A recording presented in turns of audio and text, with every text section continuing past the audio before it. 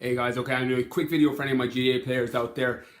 Just this has been coming up on my Snapchat all week basically about different supplements that GAA players are allowed to use because of the banned list. I'm working with some of the top inter-county players, so this is a real issue in terms of they will get randomly drug tested, and that can filter down to, I know, some of the top club levels. I'm not sure how stringent the testing is, but I do know they do it at inter-county level. So I'm going to do a quick video on that just because I've been asked a lot on my Snapchat this week. So Brian K019, if you're not following my Snapchat, definitely follow me on there.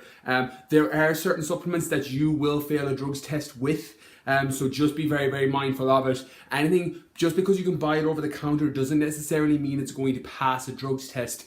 So what I would recommend, and anyone that comes through my GAA Lean Body program, is stay clear of different fat burners and different pre-workouts unless you understand what the ingredients in each of those supplements are, because there can be banned substances in them.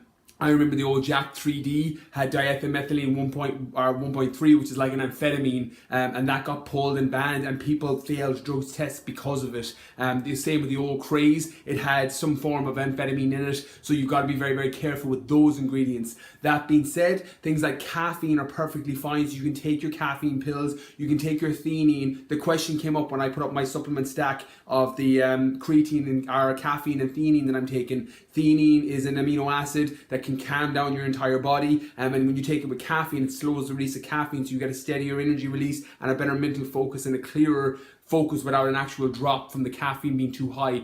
So I take that before games just to give me a little bit of a mental edge, assuming that I have my glycogen levels full from my nutrition on point, because those supplements, they work without your nutrition, but they work a hell of a lot better if you get your nutrition right, because you want your muscle glycogen full, and then you just use your supplements to give you a little bit of a mental edge, your things like your caffeine, your theanine with it. So what I would make sure is you avoid your over-the-counter fat burners that you don't understand the ingredients, and over-the-counter pre-workouts. They are going to be your main ones that will make you fail a drugs test. So I would be very, very careful on that side. Anything that's a free-form amino acid, or in the 20 essential amino acids, is all going to be perfectly fine. Most of those things that your body makes anyway, or you get them from food, they're just in free form. So all the supplements in all the variations of my GAA Lean Body program are naturally ones that occur in the body or ones that you get from food. Things like your branched chain amino acids, your whey or rice protein, carnitine tartrate, green tea extract, for example.